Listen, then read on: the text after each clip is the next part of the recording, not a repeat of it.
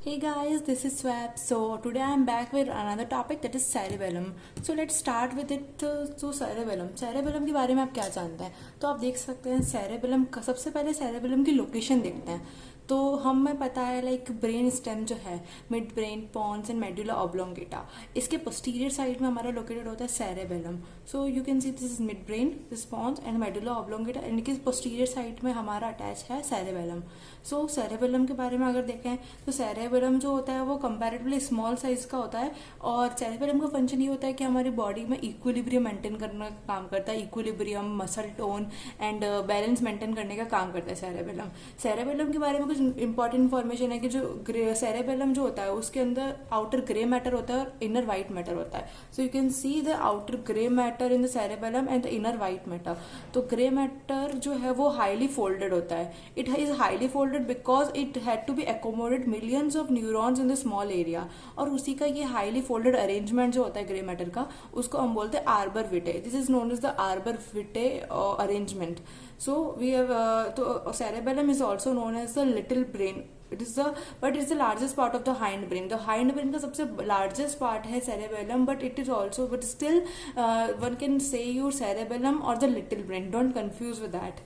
Okay, so here we have done with the intro of the cerebellum. Now let's see the relations of the cerebellum. अब cerebellum के अगर relations में देखें, so you can see the relations in this diagram like this is the cerebellum. Cerebellum के आगे हमको दिखेगा fourth ventricle. Anterior relations है cerebellum के fourth ventricles, the pons part and the medulla oblongata part. These are the anterior relations of the cerebellum. Don't confuse in it और इसको रटने की जरूरत नहीं है. आप डायरेक्टली डायग्राम के थ्रू भी आप याद रख सकते हैं. cerebellum के anterior में हमको क्या देखने को मिल रहा है? हमको देखने को मिल रहा है fourth ventricle, pons and the medulla oblongata. These are the anterior relations. Posterior relations में हमारे पास आएगी the occipital bone. cerebellum के posterior relations में आएगी occipital bone and the superior relations. and the superior relations है हमारे पास tentorium cerebelli. Now what's the tentorium cerebelli? Tentorium cerebelli, if you remember, we have discussed in the meningeal of the brain. तो dura mater की meningeal layer की एक fold है. This is the tentorium cerebelli. So these are the tentorium cerebelli. So these are the relations of the cerebellum. We have discussed in that. And now let's see the external features of the cerebellum. तो external features of the cerebellum. अगर हम cerebellum के external features को देखें तो हमको क्या देखने को मिलता है? हमको दो दिखने को मिलते हैं. हमको दो सेरेब्रल हेमिस्फेयर्स देखने को मिलते हैं. This is the cerebral hemisphere 2 and this is the vermis. ये सेंटर मिड पोर्शन आप देख सकते हैं. This is the vermis and it's not labelled here. You can also label in here और you can see this diagram also. इसमें clearly दे रहा है. This is the two cerebral hemisphere and particular each cerebral hemisphere है वो दो parts में divide होता है. This is the anterior lobe of cerebral hemisphere, posterior lobe. Same इस वाले सेरेब्रल हेमिस्फेयर में anterior lobe and posterior lobe. दो सेरेब्रल हेमिस्फेयर में एंटीरियर एंड पोस्टीरियर लोब्स के अलावा हमें और लोब्स देखने को मिलते हैं. This is a lateral lobe which is known as the flocculonodular lobe. You can see here this is the lateral flocculonodular lobe. So these are the lobes of the cerebellum, anterior lobe, posterior lobe and the flocculonodular lobe. And further इसमें हमको दो surface देखने को मिलते हैं. ऊपर वाला जो surface is the superior surface and also we'll see the inferior surface, superior surface and the inferior surface. और inferior surface में हमको एक deep notch देखने को मिलता है जिसको हम बोलेंगे vallecula. The inferior surface having one notch which is known as the vallecula. Also the anterior lobe हम देख सकते हैं. This is the anterior lobe. और उसके अलावा हमें इसमें कुछ फिशर्स देखने को मिलते हैं. एंटीरियर लोब, मिडल या पोस्टीरियर लोब और लेटरल लोब के इधर बीच में हम लोगों को फिशर्स देखने को मिलता है. तो first is the primary fissures. First is अगर हम देखें हॉरिजॉन्टल फिशर को अगर हम डिस्कस करें तो हॉरिजॉन्टल फिशर क्या करता है? हॉरिजॉन्टल फिशर आप ये देख लिए. This is the horizontal fissure. It separates the superior surface from the inferior surface. And then there comes the primary fissure. Primary fissure आप देख सकते हैं यहाँ पे है. तो यहाँ पे ये क्या काम कर रहा है? जो एंटीरियर लोब है पूरा एंटीरियर लोब को, ये पूरे एंटीरियर लोब को पोस्टीरियर लोब से सेपरेट कर रहा है. It separates the anterior lobe from the middle या posterior lobe. And then there comes the posterior lateral fissure. So posterior lateral fissure क्या करता है? तो पोस्टीरियर लेटरल फिशर ये यहाँ पे प्रेजेंट है. अभी पूरा जो पोस्टीरियर लोब है, जो ये मिडल लोब कह सकते हैं हम इसको, पोस्टीरियर मिडल लोब है, इसको फ्लोक्युलोनोडुलर लोब से सेपरेट करने का काम कर रहा है. This distinction you can see. So these are the fissures of the cerebellum. So I think maybe it's clear to you. If you have any doubt regarding fissures and division, you can ask me in the comment section. Also now let's see the further more parts of the cerebellum. तो अगर हम इसको further और depth में देखा जाए तो मोर depth में देखेंगे तो ये वर्मिस जो है, अब वर्मिस को भी हम अलग अलग पार्ट्स में डिवाइड कर सकते हैं. The whole vermis it having further parts. जैसे वर्मिस में आपको ये पोर्शन दिख रहा है, this is the lingula and then there come the central lobule. This is the central lobule. Then there comes the cumen and then the declive. After declive यहाँ पे आएगा folium. Folium के बाद आएगा tuber, then pyramid and the uvular portion. So these are the portions of the vermis. So just don't go in the depth of what's that. If you can learn, then you can just go with that. अगर आप याद रख सकते हैं तो आप याद रखिए जो portions क्या क्या है इसके vermis के. And also just like हमने देखा vermis के ये subdivisions ये हैं. ऑल्सो ये सेरेबेलर जो पूरे सेरेबल हेमिस्फीयर, इसमें भी आपको ये जो मार्किंग्स दिख रही हैं, दिस डिविजन्स, ये है क्या है, ये क्या है, सब डिविजन्स है सेरेबेलर हेमिस्फीयर के. तो इसमें से हमको डिवीजन दिखने को मिल रहे हैं ala, quadrangular lobe, simple lobule, superior semilunar lobule, inferior semilunar lobule, biventral lobule, tonsil and flocculus. So these are the subdivisions we seen in the cerebral hemisphere.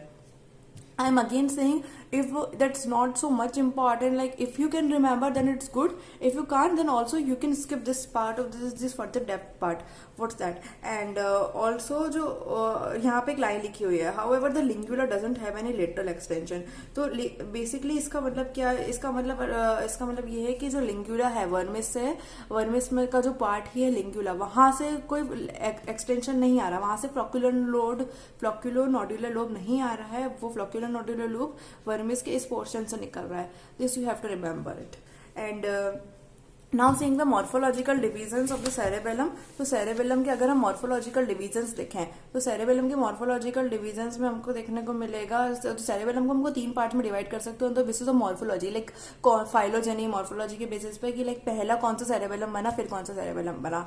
तो उसमें से सबसे पहले आएगा आर्की सेरेबेलम, सबसे पहले सेरेबेलम बनता है. Then there comes the paleo cerebellum and then there comes the neo cerebellum. So archi cerebellum, paleo cerebellum and neo cerebellum. So what's the archi cerebellum जो हमको इस पार्ट में दिख रहा है, लाइक ये जो फ्लोक्यूलोनोडुलर लोब का पूरा जो पार्ट है, ये जो फ्लोक्यूलोनोडुलर लोब आपको देखने को मिलता है, और ये लिंगुला, ये पूरा पोर्शन अगर आपसे पूछा जाए ये इसमें से, चलो इस डायग्राम में से हमको आर्की सेरेबेलम वाला पार्ट बताओ, तो ये जो पूरा फ्लोक्यूलोनोडुलर लोब एंड लिंगुला वाला पार्ट है, this forms the archi cerebellum. Okay, then there forms archi cerebellum हो गया. आर्की सेरेबेलम के बाद कौन सा बनेगा, there forms the paleo cerebellum.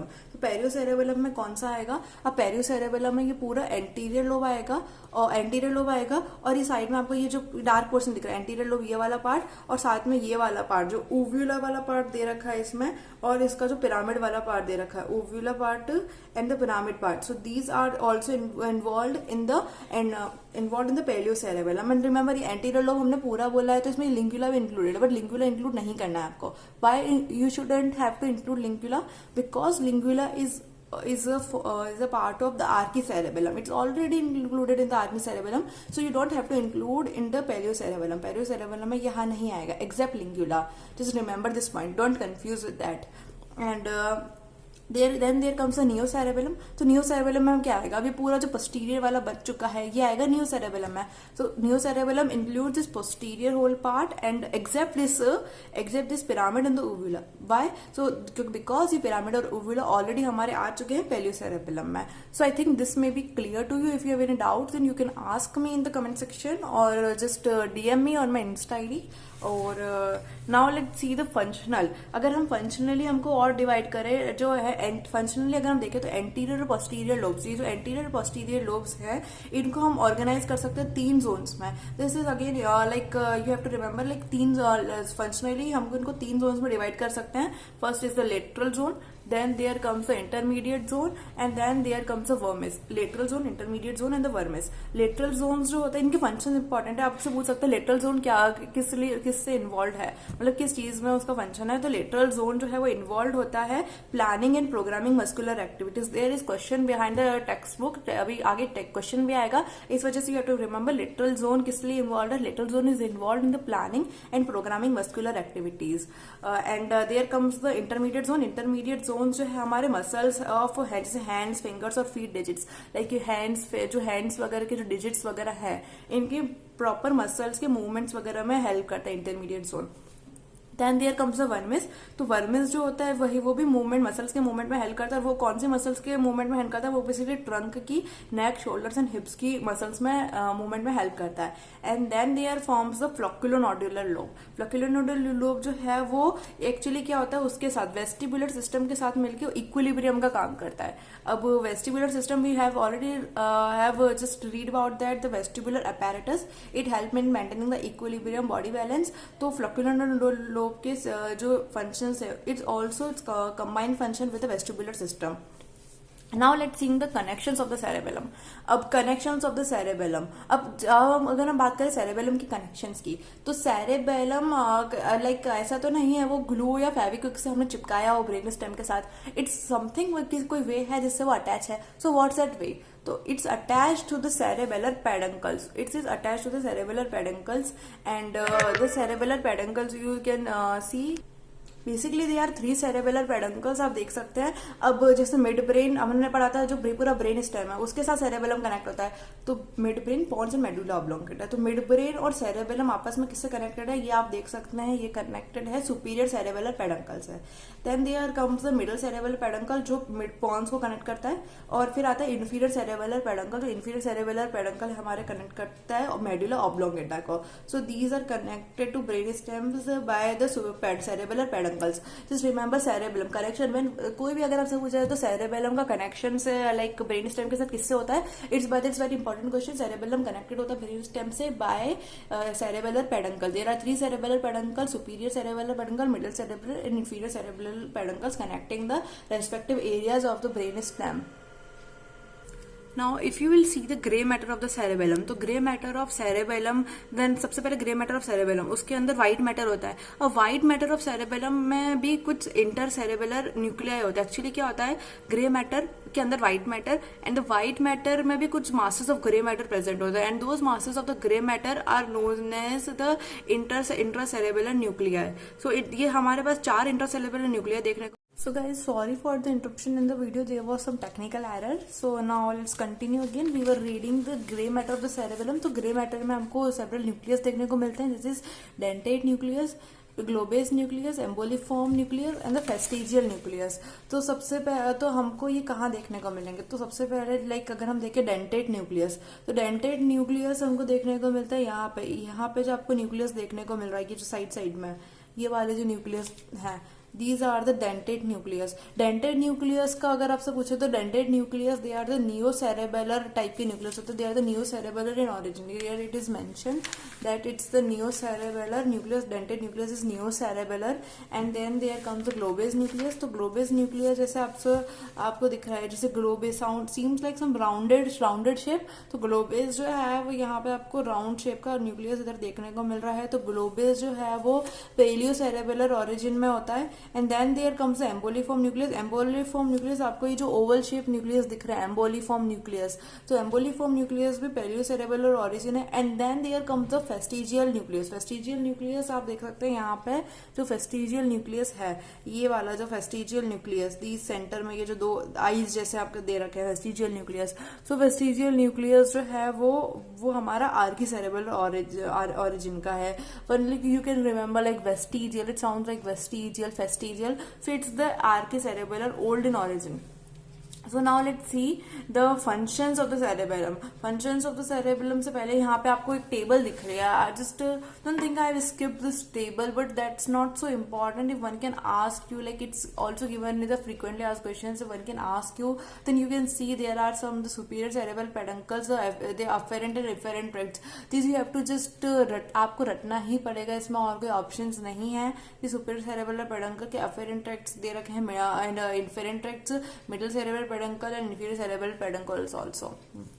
So now let's see the functions of the cerebellum. हमने सेरेबेलम के फंक्शंस देखे थे अभी कि सेरेबेलम हमने कहा था कि इट्स द मेन फंक्शन होता है सेरेबेलम का कि वो इक्विलिब्रियम मेंटेन करता है, एक मसल का पर्टिकुलर टोन मेंटेन करता है, पॉस्चर वगैरह वो मेंटेन करके रखता है। तो अब जो सेरेबेलम में भी आपसे पूछे कि जब सारे जो काम हो रहे हैं बेसिकली ये जब this all is chiefly done by the, ये पूरा जब हो रहा है is done by the paleo cerebellum.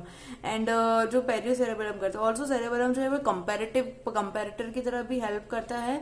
और एक्चुअली क्या होता है जो सेरेब्रम है, व्हाट हैपेंस बेसिकली कि जो cerebellum and the spinal cord, cerebellum spinal cord जो है वो आपस में उनसे जो इन्फॉर्मेशन आती है it just modified the rectify the information, and the cerebellum क्या करता है वहां से जो इन्फॉर्मेशन आ रही है उसको मॉडिफाई करता है और ऑनगोइंग मूवमेंट्स को जो है वो करेक्ट करता है थ्रू द थैलेमोकॉर्टिकल प्रोजेक्शंस के थ्रू, थैलेमोकॉर्टिकल प्रोजेक्शंस, रेटिक्योस्पाइनल एंड रूब्रोस्पाइनल ट्रैक्ट के थ्रू। एंड अगर हम स्पेसिफिकली इनके फंक्शन देखें तो आर्की सेरेबेलम जो होता है, तो आर्की सेरेबेलम हमारे इक्विलिब्रियम वगैरह उसमें हेल्प करता है। और then there comes the paleo cerebellum. Paleo cerebellum जो है वो टोन मसल टोन्स वगैरह मेंटेन में हेल्प करता है। And then the neo cerebellum जो है is responsible for the fine tuning, it is responsible for the fine tuning and जो स्किल्ड मूवमेंट्स होते हैं। अगर आपसे पूछे जो आपकी बॉडी के लिए स्किल्ड मूवमेंट्स हो रहे हैं, कोई मसल को मूवमेंट करना है पर्टिकुलर ढंग से मूवमेंट करना है, तो वो आता है न्यूरो सेरेबेलम का काम। एक चीज आपको बहुत अच्छे से याद रखनी है, it's mentioned, this point is mentioned here also, like जो आपका जो सेरेबेलम है, सेरेबेलम जो है it controls the tone, posture, equilibrium and the fine movements of the body. It can not initiate the movement. तो कोई मूवमेंट्स है वो ऐसा नहीं है कि सेरेबेलम की वजह से वो मूवमेंट हो रहा है, वो मूवमेंट हो रहा है, सेरेबेलम उसको अच्छे से होने दे रहा है। It's the function of the cerebellum. So we have done the function. We have done with the functions of the cerebellum. So now let's see some of the clinical aspects of the cerebellum. तो cerebellum में क्या related हमको कुछ clinical aspect जैसे हमको देखने को मिलेगा, कुछ cerebellar में dysfunctions जैसे सबसे पहले आएगा वर्मिस लीजन्स। अब वर्मिस लीजन जो वर्मिस पोर्शन है, हमने सेंटर में जो वर्मिस पोर्शन देखा था, वर्मिस में अगर कुछ एटेक्सिया हो जाए लाइक ट्रैम्बलिंग वगैरह या कुछ हो जाए वहां पे, तो उसकी वजह से भी जो क्योंकि वर्मिस हमने देखा था अभी रीड किया था हमने कि vermis related to the equilibrium maintaining it related, it combined function with the vestibular system and help in equilibrium। तो equilibrium डिस्टर्ब होगा मतलब ट्रेम्बलिंग होने लग जाएगी। Then there also another clinical aspect is nystagmus. What is nystagmus? Nystagmus क्या होता है कि जैसे हमारे जो आई बॉल है वहां पे हमको इम्बैलेंस देखने को मिलेगा, लाइक आई बॉल क्योंकि ऑल ओवर बॉडी में इक्विलिब्रियम है, तो it is due to the loss of the labyrinthine connections of vermis. And then there comes the anterior lobe lesion. Anterior lobe lesion क्या होता है, अब जैसे अब हमने पढ़ा था सेरेबेलम के दो हेमिस्फीयर होते हैं, cerebellar hemisphere, anterior lobe and posterior lobe. अगर एंटीरियर लोब लीजन होगा तो उसकी वजह से क्या होता है, उसके सिम्टम्स हमको देखने को मिलेगा कि गेट एटेक्सिया देखने को मिलेगा, और लोअर लिम्ब जो है, लोअर लिम्ब पे हमको पूरा इनकोऑर्डिनेशन दिखेगा, लाइक लोअर लिम्ब आप मूव कर रहे हो तो वो मूव तो होगा बट एक प्रॉपर ढंग से मूवमेंट नहीं होगा उसका। And then there comes the neo cerebral lesions. Just neo cerebral lesions में भी वैसा ही होता है, बट इसमें जो इनकोऑर्डिनेशन होता है वो अपर लिम्ब में होता है। Like don't confuse, anterior lobe lesion में जो डिस्टर्बेंस होता है वो लोअर लिम्ब वाले पार्ट में इनकोऑर्डिनेशन देखने को मिलेगा, and the neo cerebral lesions में हमको देखने को मिलेगा अपर लिम्ब में इनकोऑर्डिनेशन देखने को मिलेगा। Nextly if we see then other thing is इसकी वजह से हमको tremor, action tremor, overshoot movements देखने को मिलेंगे। ऑल्सो देयर कम्स अगर cerebellar cognitive affective syndrome. What is that? Like अगर जो सेरेबेलम को जो 6 आर्टरीज नर्चर कर रहे हैं, अगर वहां पे हमको थ्रोम्बोसिस देखने को मिला, लाइक अगर वो आर्टरीज में कोई क्लॉट वगैरह जम जाए, like this is the cerebellum and cerebellum में जो आर्टरीज आ रही हैं सेरेबेलम में, तो वो अगर वहां पे कोई क्लॉट देखने को मिल जाए तो इसकी वजह से हो सकता है हमारा सेरेबेलम कॉग्निटिव अफेक्टिव सिंड्रोम। इसमें क्या होता है बेसिकली पेशेंट जो है वो अटेंशन लाइक आप कुछ भी बोल रहे हो तो ढंग से रिस्पॉन्ड नहीं करेगा, उसमें उसकी ग्रामर वो बोलेगा तो भी उसको ग्रामेटिकली एरर्स मगर वो मतलब काफी जो है वो उसको पता नहीं चलेगा what exactly happens with that, और उसमें थोड़ा बहुत पैची मेमोरी लॉस भी होने लगेगा उसको। सो ऑल्सो इसमें भी, और इस जो सेरेबेलम कॉग्निटिव अफेक्टिव सिंड्रोम है इसके लाइक हमको सिम्टम्स देखने को मिलते हैं, जैसे मस्कुलर हाइपोटोनिया हो गया, जैसे मसल्स वगैरह की जो टोन होती है बेसिकली एक पर्टिकुलर मसल का मूवमेंट होता है उसकी टोनिसिटी होती है, लाइक वो डिस्टर्ब हो जाएगी। इंटेंशन ट्रेमर्स देखने को मिलेंगे हमको, लाइक अगर अगर आप उसको जैसे आपने उसको नी जर्क दिया या फिर कोई जर्क दिया, तो उस केस में वो उस केस में लाइक वो प्रॉपरली रिस्पॉन्ड नहीं करेगा। रिस्पॉन्ड करेगा तो लाइक रुक रुक के करेगा, या फिर उसी का रिस्पॉन्ड करेगा, नॉर्मल रिस्पॉन्ड नहीं करेगा। And then there comes another, that is the adiadochokinesia, which is the इसका मतलब होता है like inability to rapid alternating movements. Like अगर आप उसको बोला like supination pronation supination pronation supination pronation, so वो ऐसा नहीं कर पाएगा पेशेंट। तो this is also the further symptom of the cerebellar cognitive affective syndrome.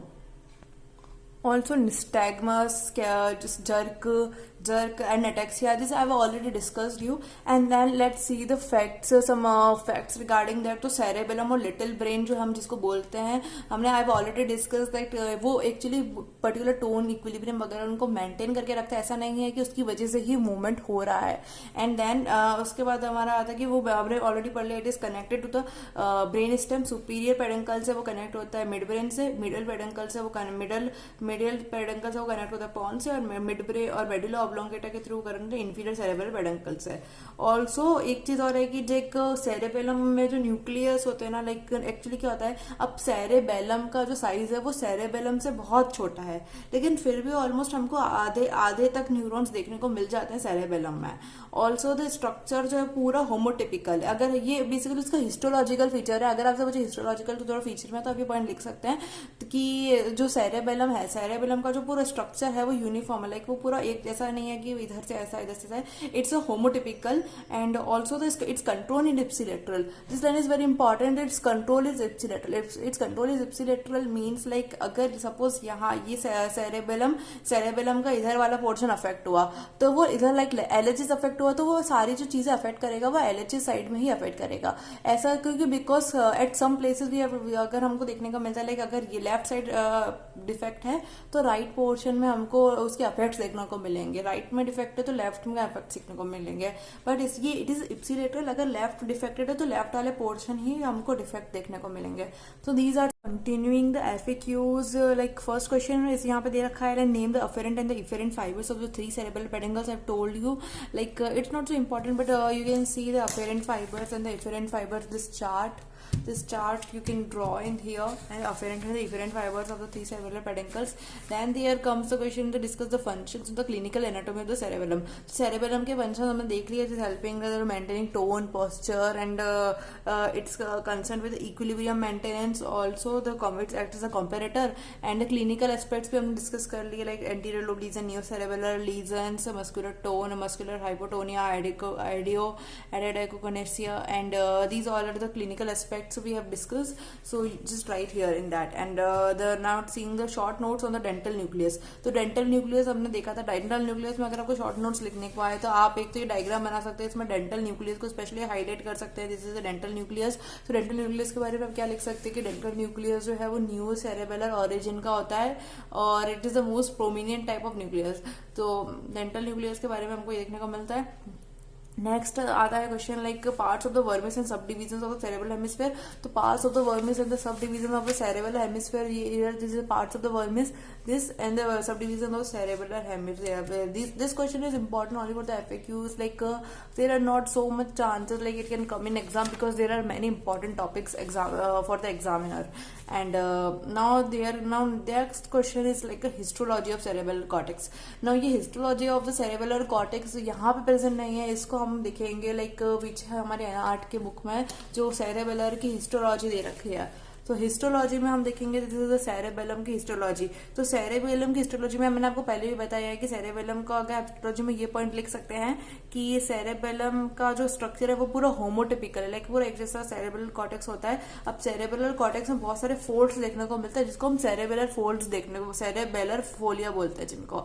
और ये फोलिया वाला ये जो सेरेबेलर मल्टीपल सेरेबेलर फोल्ड्स की जो अरेंजमेंट है, इसी को हमने अभी बोला था arbor vitae, we have discuss the arbor vitae. तो ये आर्बर विटे में जो फोल्ड्स, इन फोल्ड्स का नाम हमने दे दिया सेरेबुलर फोलिया। सो हिस्टोलॉजी में आपको लिखना है कि उसका होमोटिपिकल कॉर्टेक्स होता है उसका, उसमें हमको न्यूमरस फोल्ड्स देखने को मिलते हैं, इसको हम सेरेबुलर फोलिया कहते हैं, इसके दिस अरेंजमेंट को हम आर्बर विटे कहते हैं। नाउ हिस्टोलॉजी में अगर हम सेरेबेलर की लेयर की देखें तो आउटर ग्रे मैटर होता है, सेरेबेलर आउटर कॉर्टेक्स की ग्रे मैटर की लेयर को देखें हम तो हमको 3 लेयर्स देखने को मिलती हैं वहां पे। सबसे आउटर मोस्ट तो मॉलिक्यूलर लेयर आती है, फिर उसके मिडल में इंटरमीडिएट लेयर हमको देखने को मिलती है पुरकिंजे सेल्स की, फिर सबसे इनर मोस्ट हमको देखने को मिलती है ग्रेन्युलर लेयर। तो आउटर मॉलिक्यूलर लेयर जो होती है, outer molecular layer you can see this इस डायग्राम में आउटर मॉलिक्यूलर लेयर। तो outer molecular layer consist of the basket cell, stellate cell. Outer molecular layer का फीचर क्या है, यहाँ पे जो नर्व सेल्स टाइप होंगे वो एक्चुअली स्टीलेट सेल्स होंगी, स्टीलेट सेल्स हमको देखने को मिलेंगे और तो बास्केट सेल्स हमको देखने को मिलेंगे। और दूसरा पॉइंट आप लिख सकते हैं साथ में,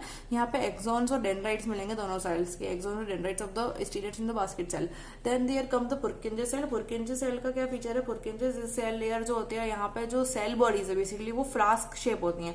the flask shape cell bodies आपको देखने को मिलेंगे यहाँ पे। You can see here in this diagram, यहाँ पे जो पुरकिंजे सेल है यहाँ पे जो सेल्स दे रखी हैं specifically these cells are Purkinje cells. तो ये हमको फ्लास्क शेप सेल्स देखने को मिलती है। आउटर मॉलिक्यूलर में हमको स्टीलेट और बास्केट सेल्स देखने को मिलेंगी, पुरकिंजे सेल लेयर में हमको फ्लास्क शेप सेल्स देखने को मिलेंगी। फिर आती है उसके बाद पुरकिंजे सेल्स लेयर के बाद इनर ग्रेन्युलर लेयर। तो ग्रेन्युलर लेयर जैसा कि आपको नाम से पता चल रहा है ग्रेन्युलर लेयर, तो इसमें आपको ग्रेन्यूल्स जैसे देखने को मिलेंगे। तो इसमें आपको क्या देखने को मिलेगा, special feature the granule cells देखने को मिलेंगी and the small Golgi cells मिलेंगी। तो granular layer you have seen this many बहुत सारी vast number of granular layer ऐसे कवर्ड है। तो ग्रेन्यूल सेल गोल्जी सेल्स देखने को मिलेंगे आपको। एंड देन देयर कम्स, हमने सेरेब्रल हिस्टोलॉजी के पोर्शन में उसका ग्रे मैटर देख लिया। अब अंदर व्हाइट मैटर देखते हैं। तो व्हाइट मैटर, तो पूरा व्हाइट मैटर है वो फिर फाइबर्स का बना होता है। एक माइलिनेटेड व्हाइट मैटर क्यों होता है, एक्चुअली क्या होता है, what is white matter basically. तो व्हाइट मैटर जो होता है वो एक्सॉन्स के जो माइलिनेटेड एक्सॉन्स हैं वही व्हाइट मैटर फॉर्म करता है। तो it the axons are afferent भी हो सकते हैं और afferent fibres of the cerebral cortex. तो जैसे अफेरेंट में हम देख सकते हैं, उसमें अफेरेंट में मोसी and the climbing fibres involve होंगे। So this you have to write in the histology. If you someone ask you about the histology of the cerebellum, तो सबसे पहले तो आपको cerebellum का स्ट्रक्चर बता देना है कि वो होमोटिपिकल स्ट्रक्चर टाइप का होता है। उसके अंदर आपको फोल्ड्स देखने को मिलेंगे, अपीरियंस को आर्बर विटे बोलेंगे, फोल्ड को सेरेबेलर फोलिया बोलेंगे। अलग अलग लेयर्स होंगे, outer molecular, inner middle Purkinje और inner granular layer. Then there comes the white matter. White matter में आपको अफेरेंट माइलिनेटेड एक्सॉन्स देखने को मिलेंगे with afferent connections like afferent mossy and the climbing fibres.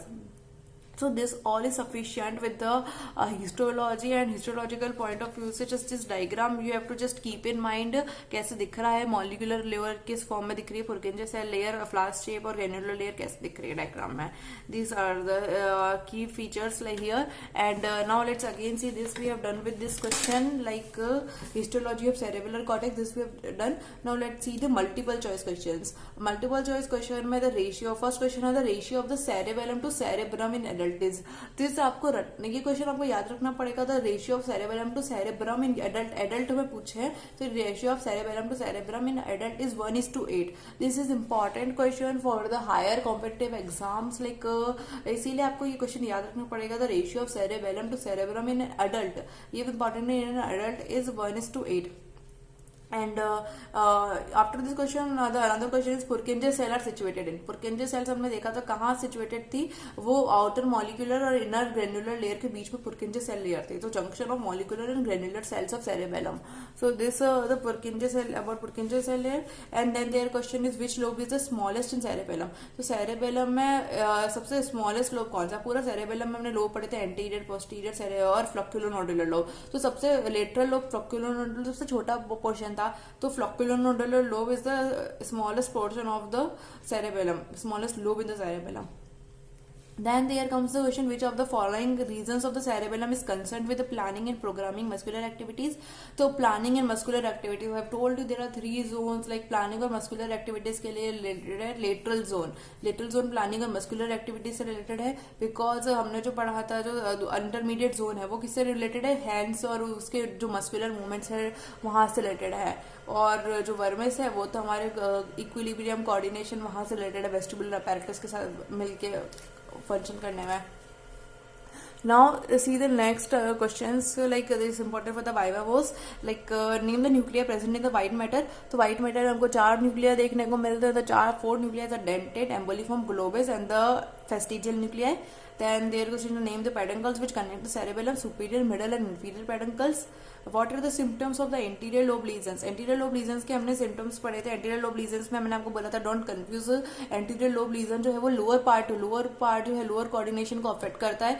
तो इस वहाँ पे क्या होता है actually gait ataxia I've told you about trembling, the gait ataxia, incoordination of the lower limbs, and these are the symptoms of the like अगर वो person like lower limbs जैसे आप देख सकते कोई drunken man है तो drunken man कैसे खड़ा होता है, वो ढंग से खड़ा नहीं हो पाता, वो पूरी उसकी बॉडी इम्बैलेंस, लोअर लिम्ब वो इधर उधर हिलता रहता है. तो दिस इज द अटेक्सिया.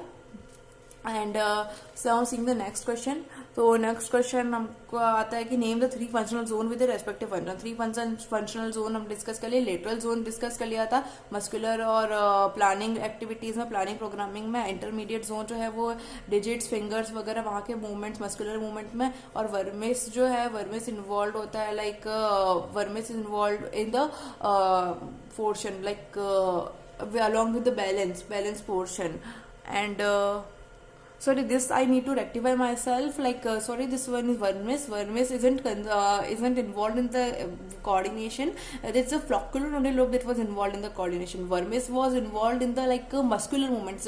जैसे intermediate lobe involved होता है muscular movements के digits वगैरह के साथ, तो vermis involved होता है वही movements muscular movements of the trunk, neck etc. Now let's see the characteristic cell. So name the characteristic cell seen in the histological slide of the cerebellum. तो characteristic हमको अलग अलग सेल देखने को मिलती है. जैसे आउटर लेयर में हमको देखने को मिलती है बास्केट स्टीलेट सेल, फिर हमको देखने को मिलती है फ्लास्क शेप सेल्स, फिर अलग रंग की granule cell. So these are the characteristic cell हमको देखने को मिलेंगी. सो नेक्स्ट क्वेश्चन है what are the symptoms of the neurocerebral lesion. तो neurocerebral lesion, anterocerebral lesion important. Neurocerebral lesion में आपको बताया था मैंने कि अपर लिम्ब जो है सेम अपर लिम्ब वाला पोर्शन है वो अफेक्ट होगा. साथ में उसमें इंटेंशनल ट्रेमर, एक्शन ट्रेमर और ओवरशूट ट्रेमर मूवमेंट्स वगैरह देखने को मिलेंगे. And then there comes the last question of this chapter. This is the name the morphological subdivisions of the cerebellum.